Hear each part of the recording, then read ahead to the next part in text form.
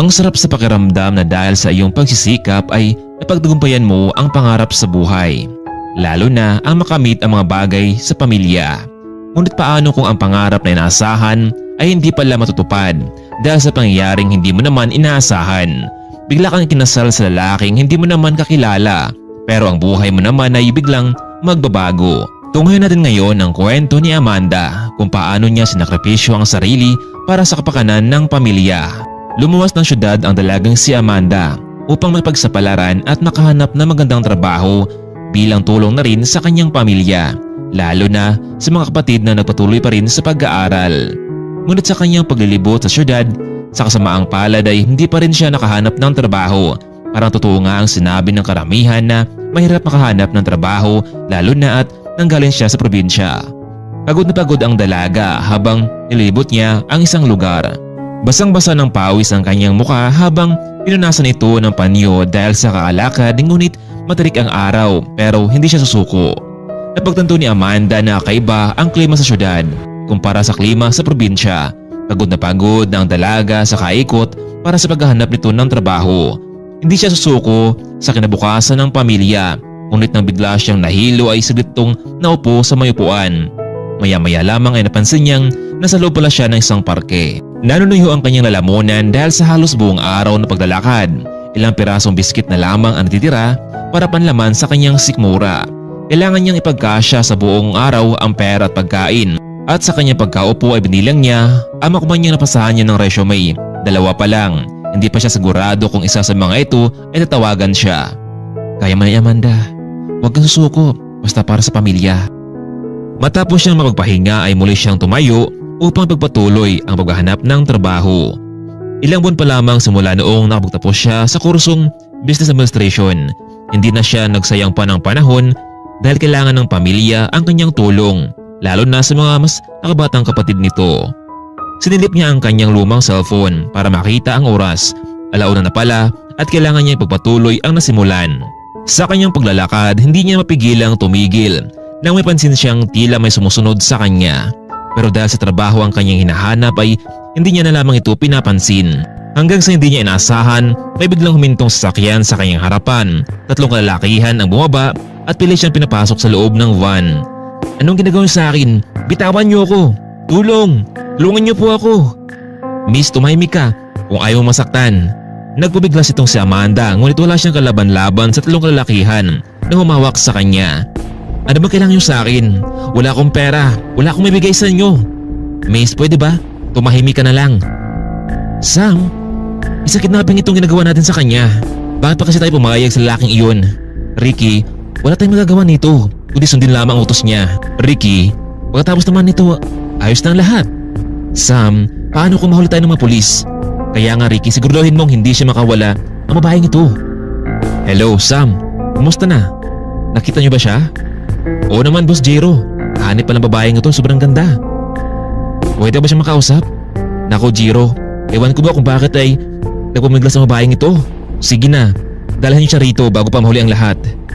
Nakapiring ang mga mata ng dalaga at nakabusal ang kanyang bibig, kaya kahit anong pagsigaw nito ay siguradong walang makakarinig. Pagdating sa rest house, naroon ang kanilang boss naghihintay sa kanila. Jero, ito na nga pala ang pinapakuha mo sa amin. Ewan ba namin kung bakit mailap ang babaeng ito samantalang nakausap niyo pala ito nung nakaraan eh. Madali kayo habang hindi pa dumating ang grandpa ko. Kasalukuyang nasa biyahe ang mga ito. Napumiglas pa rin itong si Amanda pero hindi na makakilos. Ilang minuto lamang nakalipas. Boss, narito na kami. Nasaan ang babaeng pinakuha ko sa inyo? Eto na po. Ano? Hindi siya babaeng pinakuha ko sa inyo. Talaga bang hindi kayo maasahan? Ano ba nangyari sa inyo? Pero boss, di ba ang sabi niyo ay nakapo siya sa isang parke? Siya lang naman yung babae na Ronnie kanina. Ay naku talaga naman oh. Hinilot na Jiro ang kanyang ulo dahil sobrang stress sa ginawan mga tauhan niya. Tinawagan niya rin ang babaeng nakapagsundo niya noon pero hindi na makondak ang babaeng iyon. Wala na siyang ibang mapipilian kundi ipagpatuloy na lamang ang kanilang plano kahit na ibang babae ang kanilang nakuha. Samantalang dahan-dahan namang narinig ni Amanda ang lahat ng pinag-usapan ng mga iyon. Marahan niyang minulat ang kanyang mga mata. Nakita niyang isang lalaki sa harapan nito ngunit puno ng make-up ang pagmumukha. Nagulat din ito kaya naman ay napasigaw silang dalawa. Anong ginagawa niyo sa akin? Nasaan ako? Ma'am, relax na po kayo. Kailangan naming matapos ang pagme-make up namin sa iyo bago dumating si boss. Huwag kayong lumapit sa akin, kundi sisigaw ako. Dahil sa pangyayaring iyon, huminga na lamang siya ng malalim at inalala ang nangyari kanina na nakidap ito sa mga taong armado. Napansin niya ang dalawang tao sa kanyang harapan, isang lalaki na may hawak na makeup samantalang isa naman ay may hawak ng gown. Ma'am, pakiusap po. Sumunod lamang kayo sa amin para naman matapos ng lahat. Dahil kapag hindi pa namin natapos ito, paniguradong pagdating ni boss ay balitikan kami. Alam niyo, kapag nakatakas ako dito, siguraduhin kong makulong lahat dito. Idadjap niyo ako. Para kanino ang gown na yan? Ma'am, pakiusap po. Isuot niyo na lamang ang gown na ito. No way! Para saan? Miss Amanda sa Monty, right? Napalingon itong si Amanda. Nakita niya ang isang gwapong lalaki sa likuran. Samantalang napayuko naman ang dalawang tao na kausap niya kanina. Sino ba kayo? Wala akong salanan sa inyo ha. Kailangan ko na umalis para maghanap ng trabaho. Makinig ka, Miss Amanda. Lumayo ka sa akin. Huwag mo akong hawakan. Kinakausap pa kita, Amanda. Makinig ka. Bigla tuloy kinalibutan itong si Amanda dahil sa nakatakot na boses ng lalaki. Umalis muna kayo dito sa harapan namin. Gusto ko siya makausap mag-isa. Agad umalis ang dalawang tao at sinarang Jiro ang pinto. Napansin naman ng dalaga na malaasol ang mga mata nito. Alam mo, Amanda, for this time, I need your help para masolusyonan ang problema ko. Bakit ako, mister? Alam mo, natanong ko rin sa sarili ko kung bakit ikaw. Pero wala na akong choice, wala na akong oras para sagutin ang mga tanong mo. 2 milyon, bilang pagsakayan mo sa kasal natin. Ha? Naloko ka na ba? Ako magpapakasal sa'yo? Hindi ka kita kilala eh. Oo, papakasalan mo ako at ibibigay ko sa'yo ang 2 milyon. Alam ko naman na kailangan mo ng pera ko at kapag subukan mo umayaw, umalis ka na. Pero itatandaan mo ito, hindi ka matatanggap sa trabaho kasi saan mo mag-apply.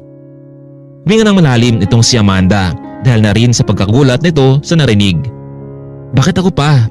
Pwede namang iba, di ba? Gusto mo bang malaman ang kasagutan ko?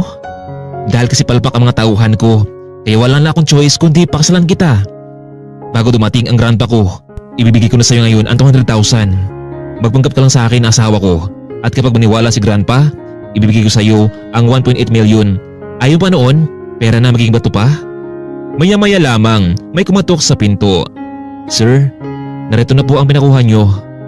Good, mabuti naman at maasahan ka. Nanlaki ang mga mata ni Amanda nang ipakita sa kanya ang ganun kalaking halaga na pera sa kanyang harapan ngayon. Ano masasabi mo, Amanda? Alam kong hindi mo ito kikitain sa loob ng 1 taon. Napatitig lamang itong si Amanda sa perang nasa kanyang harapan ngayon. Masyadong mabilis ang pangyayari. Mas lalong nalito siya dahil kanina lamang ay naghanap siya ng trabaho, nakidnap ng mga armadong lalaki at ngayon ikakasal sa taong hindi pa niya kilala. Hindi niya alam kung ano ang sabihin matapos nakatingin sa kanya ang lalaki habang nakaharap ito sa bundle na pera. Mr. Jiro, bakit ako pa ang gusto niyo mapakasalan? Alam mo, bago dumating ang grandpa ko kailangan natin mapakasal. Bakit naman, Mr. Jiro? May kaguluhan bang mangyayari kapag hindi ito natuloy? Oo, hindi ko na makuha pa ang mana ko mula kay Lolo kapag hindi tayo napakasal. Kaya habang wala pa siya ngayon, gawin na natin ito. Be wise, Amanda. Alam kong kailangan mo ng pera. Ngunit natatakot itong si Amanda na masira ang kanyang buhay kung hindi sasang-ayon sa gustuhan ng lalaki. Dahil mahalaga pa rin sa kanya ang kapakanan ng kanyang mga magulang. Naku ma'am, ang ganda niyo po sa suot niyong yan. Panigurado po na may love sa inyo si Mr. Jiro. Kahit na nga wala kayong makeup ay lutong pa rin ang gandahan niyo. Naku, maraming salamat po. Ilang minuto lamang nakalipas ay sinundan na sila ng organizer dahil ilang minuto lamang ay magsisimula na ang wedding ceremony. Natapos ng makeup, umalis na rin ang dalawang makeup artist. Tumayo itong si Amanda, hindi niya napigilang tingnan ang sarili sa harapan ng salamin. Maya-maya pa may tumawag sa kanyang pangalan para samahan ito patungo sa lugar kung saan maganap ang wedding ceremony. Paglabas na sa naturang pintuan ay tumambad sa kanyang harapan ang hallway na napalibutan ng mga bulaklak. Isa lamang ngayon ang sa kanyang isipan na talagang mayaman ang taong ito na nag-alok sa kanya ng kasal. Mabuti na lamang at pumayag siyang tanggapin ang alok nito dahil paniguradong kaya nitong gawing komplikado ang kanyang buhay, pati na rin ang kanyang pamilya. Hindi niya lubusang maisip na totoo ang kanilang kasal. Dinaluhan ito ng maraming bisita, bagamat alam niyang isa lamang itong pagpapanggap sa harapan ng lahat. Ngunit kailangan niyang lunukin ang kanyang pride para sa ikabubuti ng pamilya. Huminga siya ng malalim habang nakatingin sa unahan. Kitang-kita niya ang lalaki nakasuot ng isang magandang tuxedo. Hindi niya makipagkakaila na gwapo talaga ang lalaking iyon na nag-alok sa kanya ng kasal at hindi na rin siya lugi dito. Pero lagi pa rin sumasagi sa kanyang isipan ang ugali ng lalaking iyon na tingin dito sa bawat tao ay kaya niyang bayarin ng pera. Noong nakarating na ito sa harapan, inabot ni Jiro ang kanyang kamay sa dalaga at may binulong ito. Amanda, hindi ko ito inaasahan. Narito pala ang lolo ko kaya simula sa araw na ito tayo magsimulang magpanggap. Hindi pwede malaman ni Grandpa ang pinagawa natin. Kung sakaling malaman niya ito, hindi ko makuha ang mana ko. Hindi rin mapalagay itong si Amanda na makita niya ang matandang lalaki na nakatitig sa kanya. Pero hindi niya na lamang ito pinapansin. Inisip na lamang niyang ang lalaking iyon ang magdala patungo sa pagbabago ng kanyang buhay. Amanda, mula ngayon, lagi mo ihanda ang sarili mo. Lalo na kung may nais tanong ng lolo ko. Parang nawala sa sarili itong si Amanda at hindi niya masagot ang katanungan. Amanda Samonte, minamahal mo ba ang lalaking ito na nasa iyong harapan ngayon? Amanda, nakikinig ka ba sa sinabi ng father? Nako, pasensya ka na, Jiro. Opo, father. Mahal ko siya. Dahil mahal niyo ang isa't isa, now Jiro, you may kiss the bride.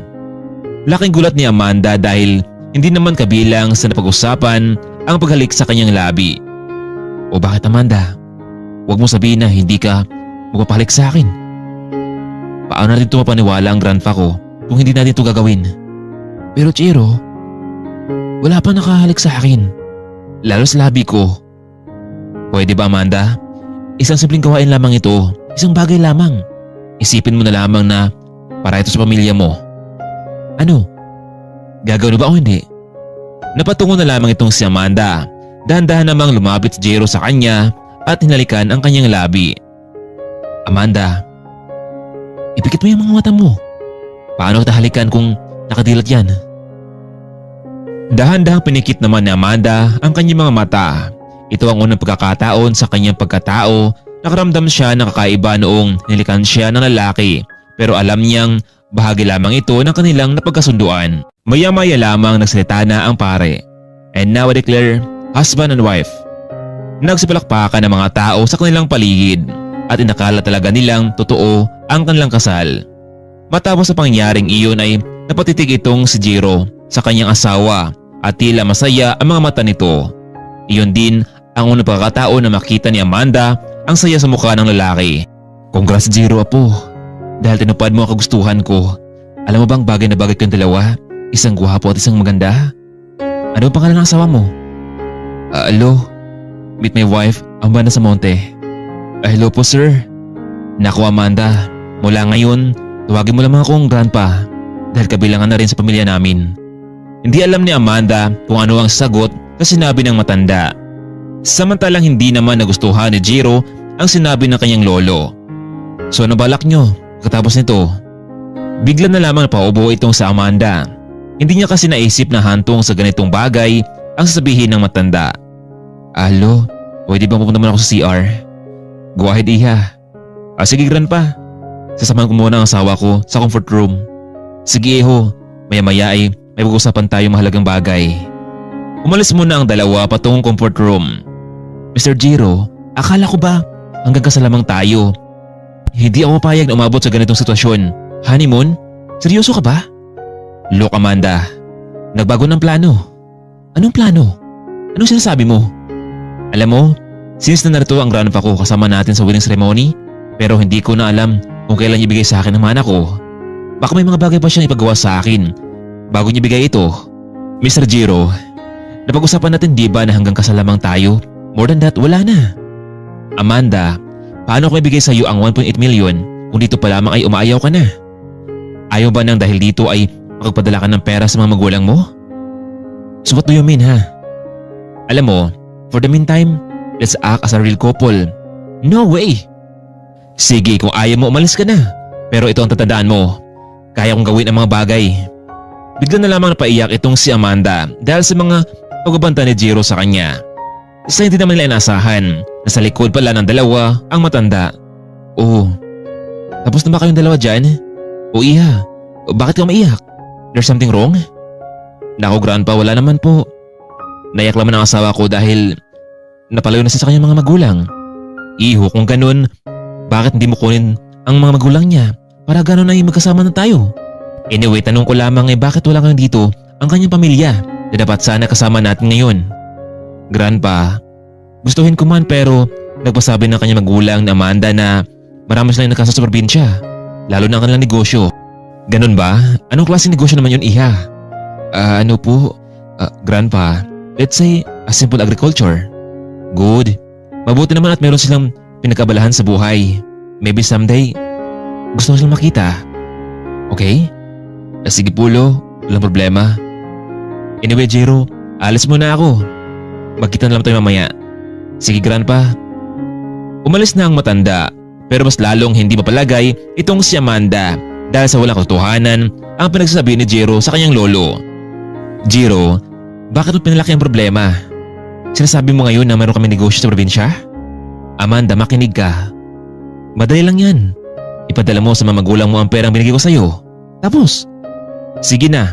After the celebration, umuwi tayo sa kondo ko. Sam, Ricky, kayo nang bahala dito ha, sabihin nyo. Pero, hindi pa tayo tapos sa mga pinagagawa nyo sa akin. Pero boss, naging tagumpay naman di ba ang lahat? Sam, Ricky, nagkamali pa rin kayo ng dinampot. Mabuti na lang at pumayag ang babaeng ito. Napakasalan ako. Kung hindi ay baka hanggang ngayon lamang kayo dito sa trabaho na to. Matapos ng kanilang celebration, pagod itong si Amanda. Dahil sa pangyayaring iyon ay napaniwala nilang dalawa ang lolo ni Jiro. Kaya sa mga oras na iyon ay binigay ni Mr. Luis ang pamanang para kay Jiro. Jiro, Amanda, kailangan ko na bumalik sa ibang bansa. Pero gaya ng napag-usapan natin, apo, ibibigay ko sa iyo ang mana mo. Isa lang naman ang pagkausap ko sa inyo. Minsan sa buhay ng tao may pagsubok. Pero malampasan din niyo ito. Alam mo, sa muli kong babalik dito, kung ibigyan pa ako ng panahon, sana makita ko at mayakap ko pa ang apo ko sa tuhod. Depende Grandpa kung ilan nagbigay sa amin. Bigla na lamang natahimik itong si Amanda. Bigla na lamang niyakap ni Mr. Luis ang dalawa at pagkatapos ay sumakay na ito sa sakyan patungo sa airport. Mr. Jiro, kailangan ko munang tawagan ng mga magulang ko sa probinsya. Tama Amanda, sabihan mo mga magulang mo na may nahanap ng trabaho dito at kailangan mo magsimula agad. Pero Mr. Jiro, baka magulat sila kung bakit ganun kalaki ang pera ang binigay ko sa kanila. Amanda, ikaw na ang magdesisyon kung ibibigay mo sa kanilang lahat.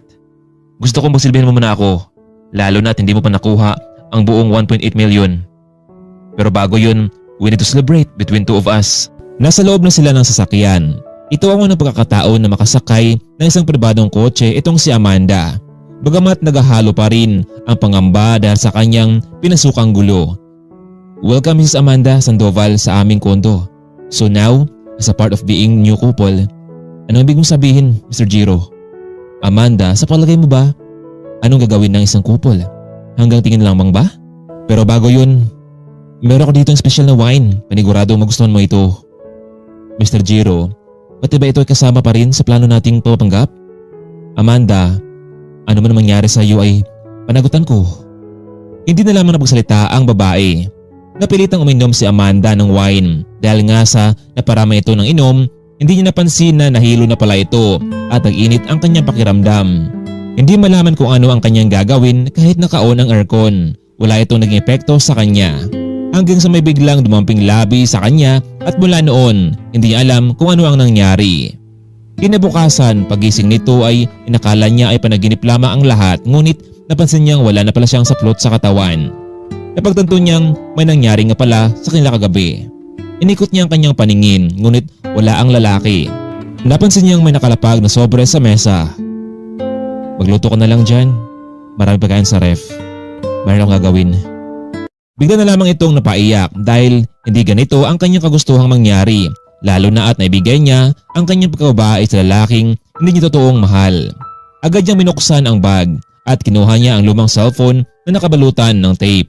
Nakita niya ang larawan ng pamilya na ginawa niyang wallpaper. Sila ang kanyang naging inspirasyon para pasukin niya ang ganitong kasunduan. Bumangon na itong si Amanda at nagtungo sa CR para maligo, bagamat masakit pa rin ang kanyang katawan marahil sa nangyari sa kanilang kagabi. Pagkatapos niyang naligo ay nagluto na ito ng kanyang almusal. Pagkatapos tumawag siya sa kanyang mga magulang at nangumusta ito. "Hello Amanda, kumusta na paghanap mo ng trabaho?" "Naku Nay, Tay, magandang balita po. Natanggap na po ako sa trabaho. Kaya nga lang ay ngayong araw ay magsimula na ako. Baka hindi ako makauwi. Magpadala lang ako ng pera sa inyo. Mabait kasi ang naging amo ko kaya piniram na ako ng pera. Nay, magpapadala po ako ng 20,000 para sa pag-aaral ng mga kapatid ko at sa pangailangan sa bahay. Anak, bakit parang malaki naman yata ang perang iyon?" "Oo Nay, magandang ba niya kasi ang napasukan ko. Naku naman anak, mabuti naman at nakahanap ka ng mabuting amo. Basta narito lamang kami ha kapag may kailangan ka Amanda. Maraming salamat Nay." Matapos narinig ni Amanda ang boses ng magulang ay lumuwang ang kanyang pakiramdam. Alam niyang simula pa lamang ito ng lahat. Tahimik lamang ang kondo, wala siyang ibang kasama. Napasilip ito sa bintana, pinangmasdan niya ang lugar. Sobrang ganda nito, matatawag niya mula sa malayo ang dagat at mga sakyan sa baba. Naalala niyang nasa syudad na pala siya. Ilang oras ang nakalipas ngunit hindi naparamdam itong si Jiro sa kanya marahil abala ito sa trabaho. Samantalang sa office naman, labis na pagbati ng mga empleyado dahil sa pangyayaring naganap kahapon sa kanilang boss. "Sir Jiro, welcome to Married Life. Maraming salamat sa inyong lahat. Pero kahit na may asawa na ako, hindi pa rin ako magbabago sa lahat. Naku, yan ang tunay na boss. Pero Sam, Ricky, hindi ko pa rin makalimutan ang palpak yung ginawa sa akin. Naku boss, hindi na maulit pa ang nangyaring iyon. Dapat lang." Matapos na kanilang trabaho ay sinamahan ni na Sam at Ricky ang kanilang boss para magliwaliw. "Boss Jiro, hindi kaya nagala na sa iyo ang asawa mo? Kayong dalawa. Nagtipin ako sa inyong dalawa ha. Kapag narito tayo sa bar, huwag kayo masalita ng ganyan. Isipin niyo na binata pa rin ako. Gusto ko mulang ibang babae ang makalam nito. Maliwanag ba?" Sige Boss Jiro." Naging masaya itong si Jiro sa gabing iyon dahil ang lahat ng kanyang plano ay naging matagumpay. "Boss, napansin mo ba ang babaeng lagi nakatingin sa'yo? Tingnan mo. Maganda, kasing ganda ng babaeng inuwi mo sa bahay. Sam, Ricky, kayo mo nang bahala dito ha. Puputan ko muna ang babaeng iyon." "Hi miss, mukhang ngayon ka lang dito ha. Anyway, ako nga pala si Jiro Sandoval." And you are?" "I'm Celine. Yes, it's my first time here. Mukhang hindi ako sinipot ng kaibigan ko."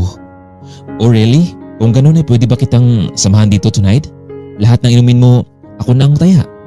"Nako Mr. Sandoval, totoo ba yung sinasabi mo? Baka naman ay binubulan mo lamang ako. Baka bigla akong magkagusto sa'yo." "Well, miss, sa ganda mong yan, hindi ka sinipit ng kaibigan mo?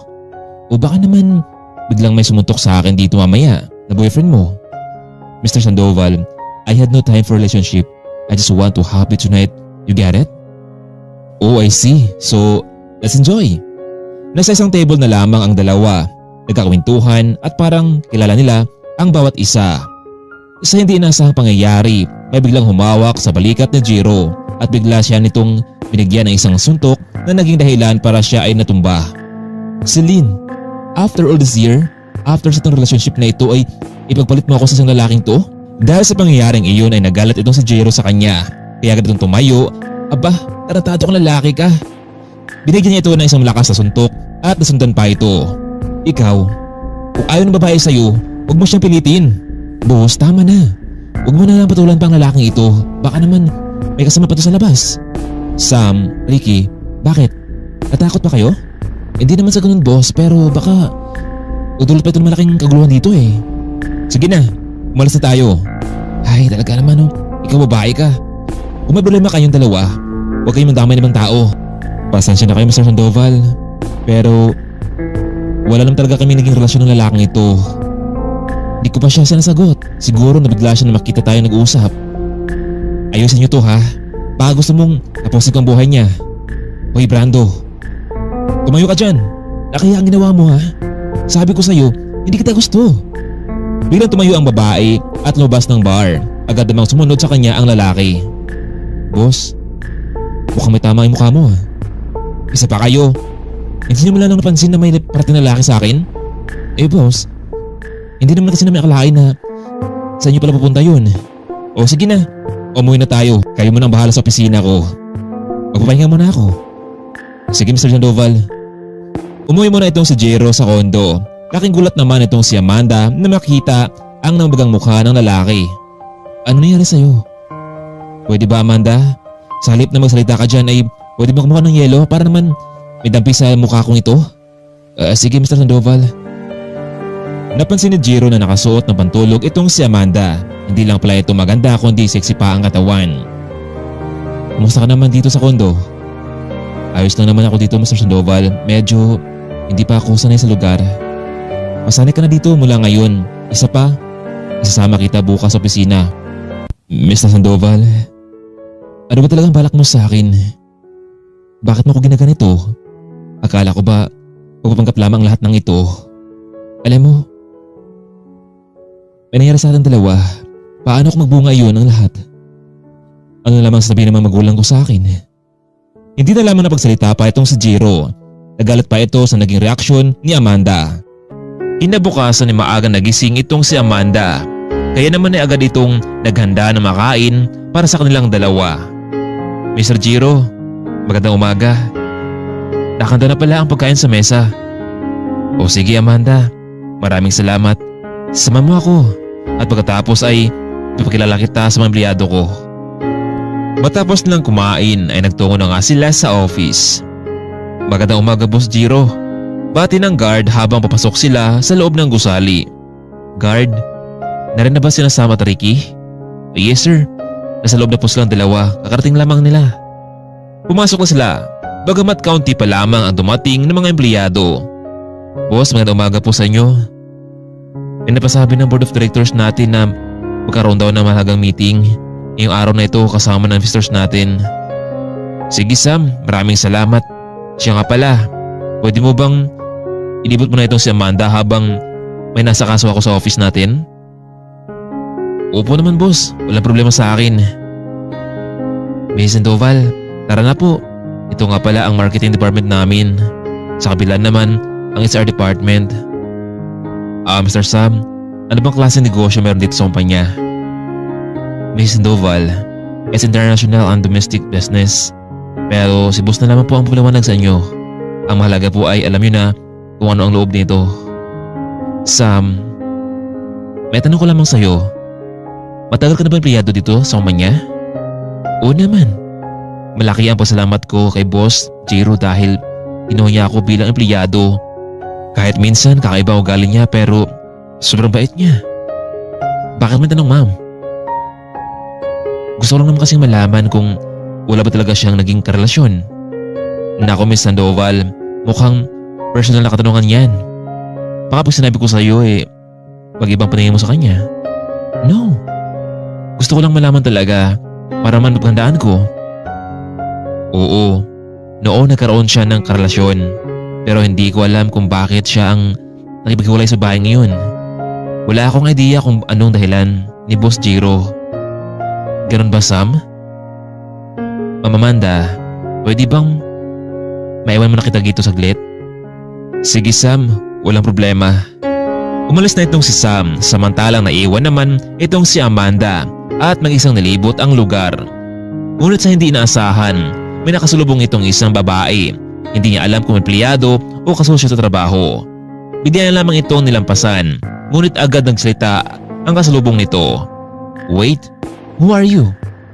You don't know me who I am? Sad ang babae sa kanya. Pasensya ka na miss pero hindi kita kilala. What? Are you joking? Nakapasok ka bilang empleyado sa kumpanyang ito? Hindi mo alam kung sino itong nakaharap mo ngayon? I'm sorry miss. Talaga hindi kita kilala Muling nagpatuloy si Amanda sa paglalakad. Ngunit biglang hinila ng babae ang kanyang buhok. Kaya naman ay napatras ito. Anong ginagawa mo sa akin? Bitiwan mo nga ang buhok ko. No. Dapat matuto kang kumilalas ng tao. Hindi mo ba alam na ako lang naman ang girlfriend ng president at CEO ng kumpanya ito? Baka gusto mong ito ng huling araw mo sa trabaho mo. Bitawan mo nga ang buhok ko. Nasaktan ako. Dahil sa hindi na nga kaya ni Amanda ang ginawa ng babaeng iyon ay bigla niya rin sinabunutan ang buhok nito. Kaya sa hallway ng opisina ay nagkagulo ang dalawa. Dahil sa pangyayaring iyon, marami ang nakiisyoso sa kanilang dalawa.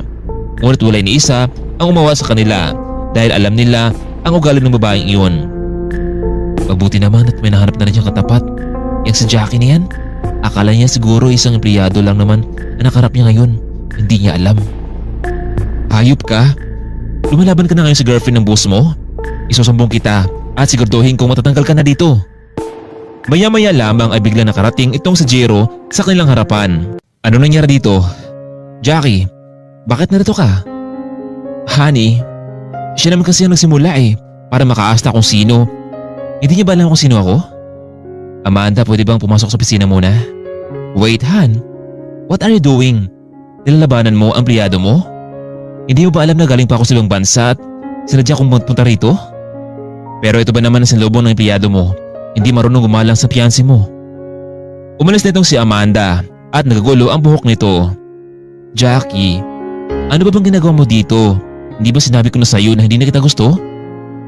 Jiro, hanggat buhay pa ako, hindi ko hayaang may babaeng mga agaw sa pagmamahal ko sa'yo. Sino ba pinapalit mo sa akin? Balita ko kinasal ka na. Makita ko lang ang babaeng iyon, siguraduhin kong hindi lamang walang ganti sa kanya. Pwede ba, Jackie? Huwag ka na mag-iskandalo dito dahil alam ko naman na ikaw ang sumira ng relasyon natin ito, hindi ba? Alam ko kung bakit biglang nawala. Nagtungo ka sa ibang bansa dahil sa lalaki mo. Bakit?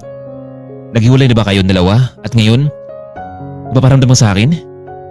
Jiro, kaya nandito ako sa iyo dahil ikaw ang pinili ko. Ikaw ang mahal ko. Jackie, wala na. Kasal na kami at hindi mo na may babalik pa ang nakaraan natin.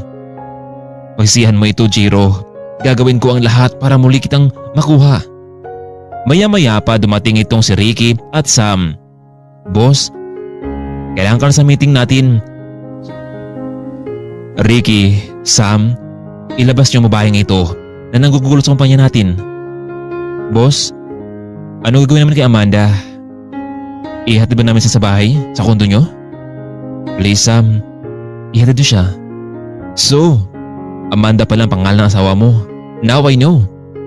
Ricky, pakiusap. Ilabas niyo ang babaeng ito. Jackie, sumama ka sa amin. Huwag na. Huwag niyong hawakan. Alam ko naman kung paano lumabas dito. Tuloy na nga lumabas itong si Jackie sa kumpanya, pero labis sa kanyang galit sa babaeng umagaw sa kanyang mahal. Maraming salamat, Sam, sa pagkatil mo sa akin. Okay lang yun, Mrs. Sandoval. Ayos ka lang ba?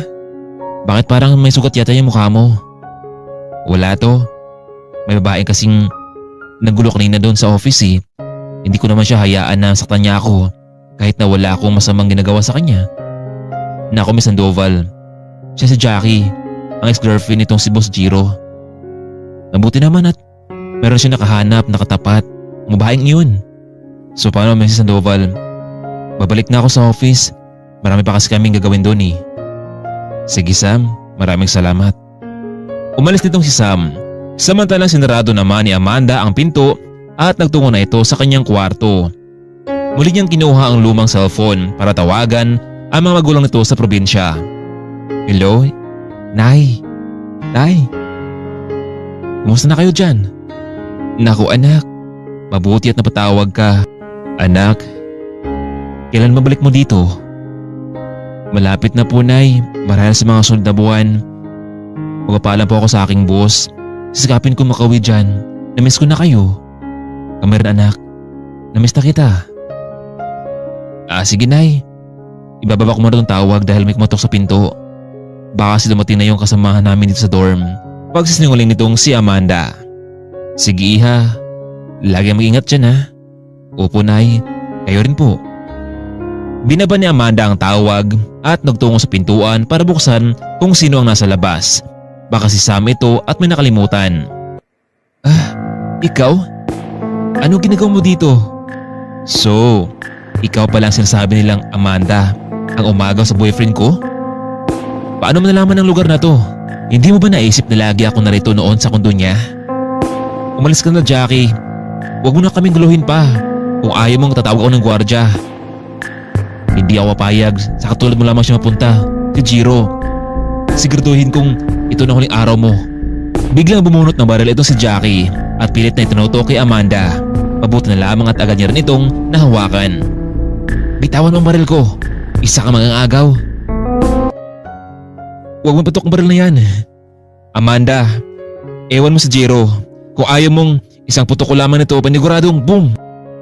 Ano? Ngayon mismo umalis ka na. Bumalik ka na kung saan ka nanggaling. Dahil sa pagbabanta nitong si Jackie ay hindi malaman ni Amanda kung ano ang gagawin nito. Sige, alis na lang ako. Mabuti naman kung ganun. Madali ka palang kausap eh. Ano pang hinintay mo? Dahil sa sobrang takot, agad na nagligpit ng gamit itong si Amanda. Nag-iwan naman ito ng sulat sa kwarto. Bilisan mo, huwag kang pahalata dyan sa mga tao. Hindi ka na mabagay sa lugar na ito, lalo na at hindi ka na mabagay kay Jiro. Sa oras na makita pa kita dito, makita mong hinahanap mo. Hindi nagdalawang isip itong si Amanda at tuluyan nang umalis pabalik sa probinsya. Di bali nang mawalan siya ng trabaho, ang mahalaga ay maging ligtas ang kanyang buhay. Nakasakay na ito ng bus. Alam niyang hanapin siya ng lalaking iyon dahil hindi siya nagpaalam sa kanya. Pero hindi niya hayaang maging komplikado ang kanyang buhay. Halos 10 oras din ang kanyang biyahe. Sa hapon ding iyon ay nakauwi sa kanilang bahay. Nakigulat ng kanyang mga magulang dahil sa kanyang pagdating. Amanda, nakauwi ka yata ah. Akala ko ba may trabaho ka ng bago ngayon? Naku tay, nay.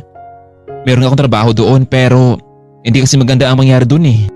Labag man sa kalooban ni Amanda ay pinagtapat niya na lamang sa kanyang mga magulang ang lahat tungkol sa kanila ni Jiro. Mas maigi pa itong malaman nila para naman maging magaan ang kanyang kalooban.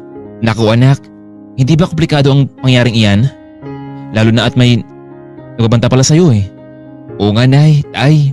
Mabuti na lang at kahit paano meron tayong naipon. Pero Amanda, paano kung hanapin ka ng lalaking iyon?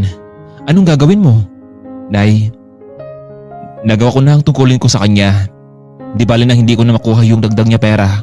Basta ang malaga sa akin ngayon ay ligtas ang buhay ko. Lalo na kayo. Samantalang sa hapon ding iyon, mula sa trabaho ay nakauwi na itong si Jiro. May nakapagsabi sa kanya na may hindi nasahang pangyayari sa kanyang kondo. Amanda, buksan mo ang pinto. Nakinig ka ba? Nakailang katok na ang lalaki ngunit walang Amanda ang bumukas ng pinto. Kaya binuksan niya na lamang gamit ng kanyang duplicate na susi. Pagbukas ng pinto ay nagulat siya dahil wala na roon itong si Amanda. Napansin na lamang ng lalaki na may naiubang sobre sa mesa. Mr. Jiro Sandoval, pasensya ka na. Kailangan ko nang paalam sa iyo dahil gusto kong umuwi sa probinsya namin. Marahil itiglan natin to, yung kabaliwang ito. Nagawa ko na ang partial na pinagawa mo sa akin. Nakuha mo na ang pamana mo diba sa lolo mo? Kaya marahil hanggang dito na lang tayo. Kaya sa mga oras na iyon ay nagtungo ang lalaki sa kitchen. Kumuha ito ng beer at nainom. Hello Sam, Ricky. Umalis ng bahay si Amanda at walang pasabi sa akin. Gusto kong tulungan niyo akong mahanap ang babaeng iyon. Sige boss, walang problema sa amin. Labis ang galit ni Jiro kay Amanda dahil hindi man lamang ito nagpaalam sa kanya. Kaya sa mga linggong iyon ay ginawang lahat ni Jiro para matagpuan si Amanda sa probinsya nito. Anak, Amanda, mukhang may mga tao naghanap sa labas. Naku Amanda, sinasabi ko naman sa iyo talaga oh. Paano to Amanda? Nay, huwag kang magalala dahil harapin ko sila. Mr. Jiro Sandoval? Bakit ka narito? Pwede ba tayo mag-usap Amanda? Sige. Pwede naman, bakit hindi? Bakit mo nagawa sa akin to? Hindi ba hindi pa tapos yung kontrata natin? Mr. Sandoval, anong gusto mo? Namamatay ako kung hindi ako malas sa gundo na yon? Anong ibig mong sabihin? Di mo ba alam na pinuntahan ako ng dati mong girlfriend at may binabalak siyang masama sa akin? Kung hindi ako malas doon, baka ngayon wala na ako. May dala siyang baril at paniguradong hindi ako magpaglaban. Mas maigi pang umalis na ako doon. Pakiusap Amanda. Bumalik ka na sa kondo. Hayaan mo. Hindi na ako mapapayag pa na manggulo pa ang babaeng yun sa atin. Sinusigurado ko yan sa iyo Amanda. Mr. Jiro, gusto kong itigil natin to. No Amanda, hindi ako makapayag na mapunta lamang sa wala ang pinaghirapan ko. Lalo pa ngayon ay nagustuhan na kita. Mr. Jiro? Oo, tama ang narinig mo Amanda. Gawin natin itong totoo, yung kasal natin. Amanda, mahal na kita. Maya-maya pa bigla na lamang lumapit sa kanila ang mga magulang ni Amanda. Hello mga sir. pumasok na kayo sa munting bahay namin. Anak, papasokin mo sila sa loob. Mr. Mrs. Amonte, si Amanda nga pala ang asawa ko na. Mahal ko po ang anak ninyo. Sana bigyan niyo ako ng pagkataon para patunayan ko sa kanya kung gaano ko siya kamahal, yung anak ninyo. Jiro, iho, hindi kami makapagdesisyon yan. Kung ano ang desisyon ni Amanda ay mas mapabor kami doon. O anak, anong gusto mo? Mukhang mabait naman pala itong si Mr. Sandoval eh. Ano ba bang hanapin mo? Tay, nay. O anak, wala ka bang gusto kay Mr. Sandoval? Sige na, pumayag ka na. Ang totoo nay, tay. Meron din akong gusto sa kanya pero natakot lamang ako kasi paano kung pakita ko sa Jackie at malaman niyang hindi ko tinupad yung kanyang kagustuhan. Simula sa araw na to, Amanda, walang makapanakit sa iyo, maliwanag ba? Wala nang nagawa pa itong si Amanda kundi pagpatuloy ang kanilang nasimulan. Alam niyang darating ang panahon na patutunan niyang mahalin itong si Jiro. Hanggang dito na lamang muna kaibigan. Maraming salamat sa walang sawang pagsuporta ninyo sa aking munting channel. Hanggang sunod nating mga kwentong pag-ibig at inspirasyon. Maraming salamat.